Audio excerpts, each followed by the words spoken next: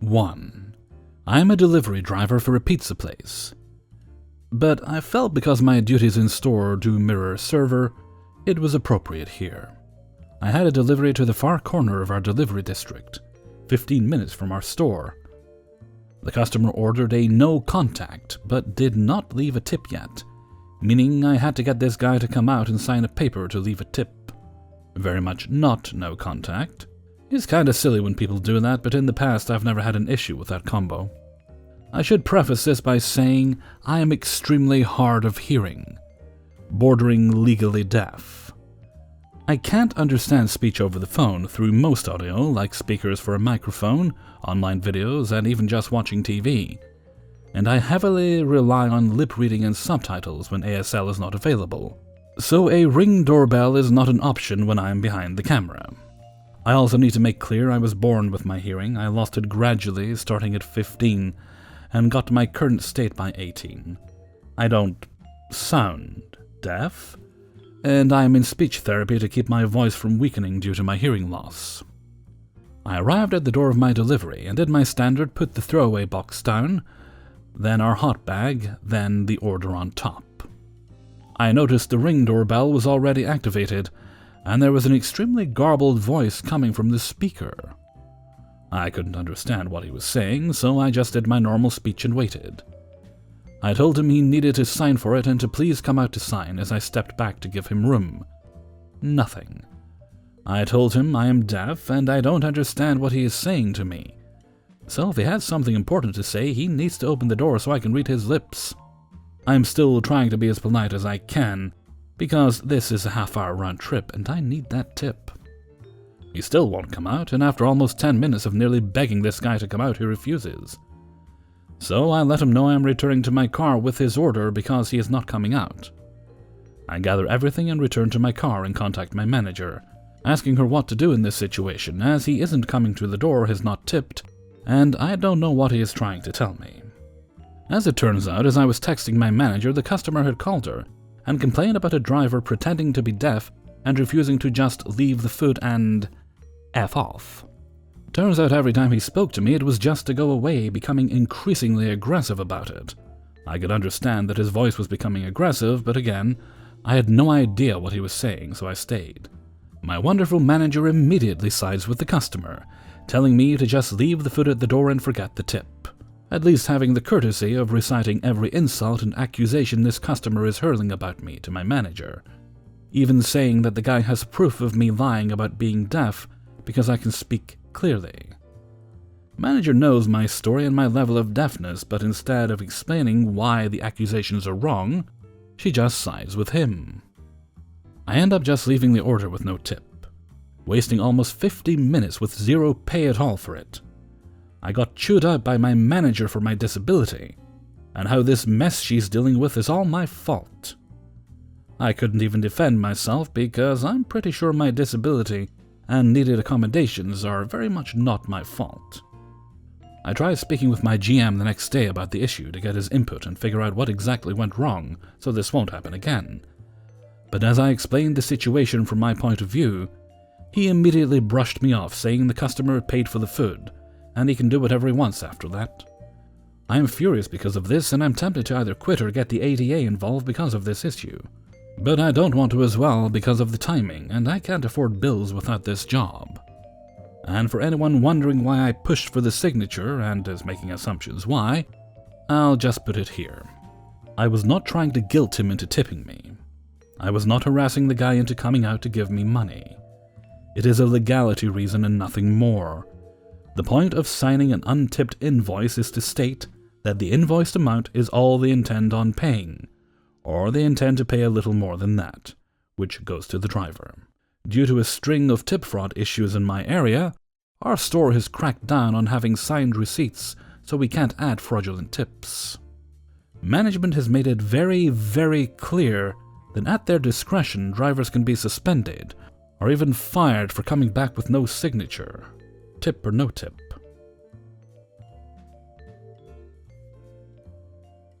2. Little backstory. I've been working all through this pandemic. I work for a gourmet burger place in Houston. Everyone who works during this has seen the inner shittiness of the general public grow and grow. We've been slammed and understaffed because 3/4 of our staff decided to quit when this all went down. And every 10 minutes our phone rings with some dumb bitch asking, "Are you guys open? What time do you close tonight? Can I order something random that's not currently offered?" Now, just to be clear, I don't actually have a legitimate problem with people calling and asking what time we close or open. I know times are crazy. It just gets a little annoying due to how often it happens, and I'm frustrated. I mean, first of all, Google answers every question you ask. Just fucking Google the restaurant. Our menu's on our website. Our website is on Google. Fuck. So, anyways, after having the phone ring with the same thing every 5 to 10 minutes at least, and often having 3 or 4 calls come in at the exact same time, my phone customer service voice is slipping. I'm not rude, but I don't have the patience anymore to be all chipper and peppy over the phone. Today I get a call from a guest. Let's call her Bitch. So Bitch calls and asks to order. I politely direct her to the online ordering platform because it will let you know what our new menu is, and we've been very busy, so it will help us get your order out more quickly. She says she can't put blue cheese on her burger. I tell her, I'm sorry ma'am, we don't have blue cheese right now. Anything you can't find online, we don't have. Bitch says, "Well, I wanted guacamole on my burger, but that button isn't there either." Quick separate thought, guacamole and avocado are 2 different things. I've worked as a server for years. You give somebody avocado when they ask for guacamole, and a certain type of person will not hesitate to mess up your day with their poor social etiquette. So anyways, I begin to say to her, "We don't actually sell guacamole, ma'am. We did for a while, but only for 1 month as a special. But we do have avocado." I only get as far as ma'am. So this stupid pooper cuts me off and says, "I've seen burgers with guacamole or avocado or whatever the fuck it's called." So I respond, completely ignoring that I was interrupted because what else is new? "Oh, avocado, yes ma'am, we do have that. If you don't see that online, it's an issue. I'm so sorry. I'll go ahead and take your order." Once again, cutting me off, she says, "Why would you split hairs between avocado and guacamole? Are you stupid?" Well, guacamole and avocado aren't technically the same thing, and third interruption in a row. With this garbage sack, this wet pile of festering maggot-covered rotten compost. She screams at the top of her lungs through the phone. "Don't you be a smartass with me!" I say for the first time, trying not to hide my irritation. "Don't yell at me, I've done nothing to deserve that." She yells some more nonsense about how they're the same thing. I explain, if you asked for guacamole and I gave you avocado, and you were upset by it, it could cause me to get in an unnecessarily uncomfortable situation. And then, showing her truly undeniable stupidity and lack of self-awareness, she retorts, "What are you talking about? Who would get upset with someone over avocado?" At this point, my voice is flat and clearly annoyed. But I'm still not being snarky or rude, just abrupt. I retort, "People yell at food service workers about all kinds of things." "Clearly you've had a hard day." "It was fine until a minute ago. What can I get you?" The rest of her ordering process, she's very quiet and much more respectful. I hope I broke her. I hope that realizing how shitty she was, she broke down crying. I hope her husband divorces her and her kids don't call. All right, I'm exaggerating, but avocado, man. 3. So for some background, I work in a senior living home as a server, and I'm a pretty nice person to the residents. But when they start yelling at me, I tend to cry a little, so I don't really confront anyone. OL, old lady, F, OL's fiancé, CO, co-worker, B, boss, me. Story. So in my work, we stop serving breakfast at 1 p.m., and OL usually comes in with her fiancé at around 12 p.m. to eat breakfast. But on that day, they came in at like 1:05 p.m. and they sat down at the table they always do, and I went to go take their order. "Hey OL, F, do you know what you'd like, or would you like some menus?" I asked because I knew they didn't know what we have for lunch since they never order lunch. "Yes, I would like some pancakes and..." Oh, I'm sorry, we don't serve breakfast after 1 p.m. I'm sorry. What? Not even eggs or bacon? Nothing? No, I'm sorry, but would you like some menus so you can decide what you'd like? OL and F nod, and I get them some menus and walk away to clean other tables, and someone else takes their orders. I thought that would be the end. Of course it wasn't. And about an hour later, they finished and start heading to the front to pay. That's when OL sees me walking away from the front to check on other residents. Are you the first person who talked to me? Yes. So you're the one who told me there was no breakfast, right? Yes.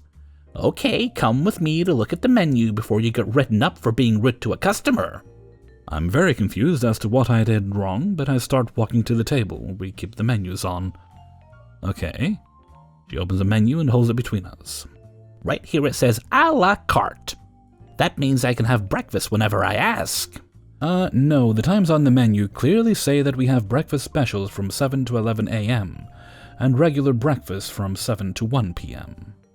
Yeah, but that's up here. Down here it says a la mode. That means all day. At this point, she starts kind of berating me. We have been coming here for breakfast for a while, and we're not going to have some little girl tell us, oh, you can't have breakfast. At this point, another resident came in and was waiting to be waited on. Now don't go around telling people what they can and can't have. I'm going to give you a smile, and you're going to give 3 other people smiles too. The thing everyone knows about me is I hate being told to smile, no matter the context. I'll smile if I feel like I should. Now someone just came in. Don't be rude. Don't tell him he can't have breakfast and smile at him. She then walked away and acted like nothing while getting cashed out by my boss and cousin. In hindsight, I should have went up and talked to my boss right then and there and tell her what just happened. But I knew I was just going to cry while explaining it, so I took the other resident's order and went on break when I told my coworkers who were there. I cried a little after telling them.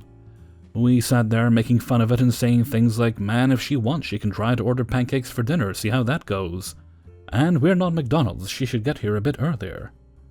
One of my coworkers even said I was super nice when explaining that we didn't have breakfast. He said that I didn't even need to say sorry. Anyway, one of my coworkers' CO seemed upset, and he then left the room and went back to work. A couple minutes later, he comes back in and hugs me, saying he confronted OL and told her that she was wrong, and she kept saying that I was super rude to her. I didn't want to give them breakfast because I was lazy. Do you want to go talk to B about it? Our boss takes no BS from any type of person, so she usually tells off the residents when they're crossing the line with us. Oh, no, I'm very busy right now. Don't worry, I'll bring B here. That's when he told our boss, and he stood near so she could hear, and apparently, OL was telling B that me and CO were super rude to her. We then start joking about it again when B comes into the break room and tells us what happened. So I talked to her about it, and she kept lying and saying that you and CO were super rude and yelling at her, and that CO was waving a menu in her face. Which I know is a lie, as I can think of some people who would do that, and you two are nowhere near being on that list. She kept saying that a la mode meant all day, and she knew that's what it meant. I told her that's not what it meant, and that it meant 1 by 1 of what we have. Then OL said that I was lying, and I told her I wasn't because I made the menu 15 years ago, and then she just went quiet then. To this day, OL has not spoken to me unless it's to give me her order for dinner. She never apologized or admitted she was wrong. This isn't the only story I have with her in it. 4. I was hosting for the night because I needed some cash, and it was looking like a busy night with reservations and other events going on in town. Myself, managers, and the other hosts had a game plan in place for seating and everything, and were ready to roll. We had filled up the restaurant except for 2 tops, and were on a 20 to 30 minute wait for parties bigger than 2. A couple comes in, sees people waiting, and they come up to the host stand. I greet them and ask them how many. There were just 2. Perfect. I ask if they want inside or outside and start walking them to the inside table after they asked. I get to the table and realize they're not right behind me anymore. They're a few feet back, down the aisle, just staring at me. Is there something I can help with? That's not the table, is it? The husband asked. I told him it was. He immediately got catbutt mouth and said, "That's an awful table. We need somewhere else." I let them know there was a table outside and they accepted and followed me. Again, I get to the table and they're standing a few feet away. "Really? This is a better table than the one inside." I started letting him know that they can wait if they'd like for a different table, but we didn't have anything else open. He kept staring daggers at me while his wife just stood there. "No, we want the table inside." At this I was like, "Oh, okay, that works," and then started taking them inside to the open table. I figured that when he said the table, he meant the one I'd just shown him. Boy, was I wrong. Again, I'm standing at the table and they won't get close enough and he starts yelling. I'm a full restaurant, screaming, spit flying, veins popping, "Are you stupid?" And then continued that I was an idiot who obviously had no idea how to work in customer service, and I was, well... We won't say what he said, but it started with R and ended with D. It wasn't rotund. If I thought this was a table fit for people to sit at. Mind you, I'm watching the line build at the front because they're taking all my time, and I'm on the verge of tears. I finally tell him he can wait for another table at the front, and give us his name so we can have him at the top of the list. He's still yelling until a manager comes and rescues me. She excuses me because she knows I'll either hit him or say something I regret, and as I'm walking away he says many more awful things about me. I composed myself and got a quick drink and went back to the host stand. The servers knew what happened, who didn't, and all checked on me. The couple got seated fairly quickly and made the servers' life hell also. They complained about everything. Unfortunately, not much justice was served. One of the servers accidentally bumped into their table and knocked over their drinks, water and lemon, easy to refill, and they tipped 3%. Ugh. I didn't pick up any more hosting shifts if I could help it after this. Those in the service industry are a special breed. I went from serving to teaching, so I guess I just get to deal with a different form of customers now. You're all amazing, and never deserve to be treated with anything but respect. 5. Years back I worked at a local sports bar. It was my first serving job and I wasn't very good at it. I worked my tail off though. I loved the regulars and my co-workers. There were lots of little bumps in the road along the way. I had a lot of hard lessons to be learned in the restaurant business. But there was nothing as bad as the owner's friends. These fellas would come by at least once a week. Usually 2 or 3 of them together, there were a total of 6.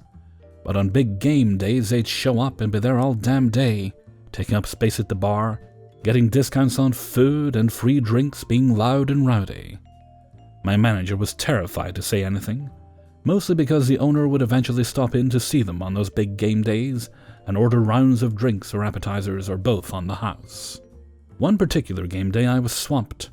To say that I was in the weeds would be an insult to the term. Several servers had called in that day, so another server, Rachel, and I split the restaurant in half, which meant we both had 12 booths of 4 people each, 2 large tops of 10 each, and 6 bar tops for 4 each. The tables could seat that many, they weren't all full. I was obviously drowning, but my customers were being so patient and kind. Our manager was doing what he could to help.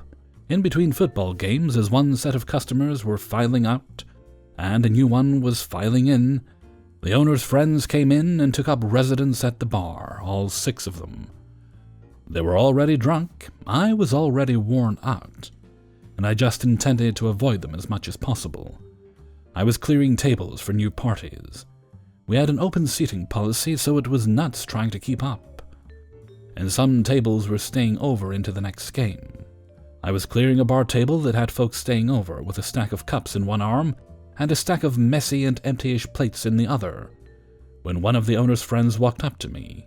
He said, "Throw this away from me, darling," and stuck a beer bottle right between my boobs and then walked away. I was embarrassed, devastated, humiliated. The folks at the table were in shock on my behalf. It was a family with 2 tween children, Kids were welcome until 9 p.m. The parents were so kind. They removed the plates and cups from my arms so I could remove the bottle. I tracked down my manager and told him what happened. I even got Rachel to attest to it since I knew she had seen it all go down. And my manager refused to do anything about it. He said he would get fired if he treated the owner's friends badly in any way. I stayed long enough for the next shift of servers to arrive, about 10 minutes or so. I then quit. I never even went back for my last check, and when they closed about 2 years later, I had a good laugh over how badly the owner deserved it. Moral of this story, don't put up with harassment or other conditions that degrade you. No one deserves that. I couldn't afford to quit, and I struggled quite a bit for a while, but it was worth it. You are worth it. Hey everybody, Hellfreezer here, and thank you very much for listening to Spinning Plates, number 96. And thank you very much to everybody who allowed me to use their stories in this video. I just want to say a big thank you to everyone who's recently been buying the Hellfreezer merchandise. Thanks to you guys, I am, to my surprise, a little further ahead to where I need to be to buy the soundproof foam, because I need to make panels to reduce echo in this room. And I'm getting quite close to where I need to be to buy it, so thank you very much. I hope you enjoy your merchandise. It all has contributed towards me being better at what I do. And that will then let me move into doing audiobooks as well, so I'm quite looking forward to that. Hopefully, if it works out. I'm certainly going to try. Okay, and with that, I'm going to head off for now. So until next time, thank you very much for listening, and take very good care of yourselves.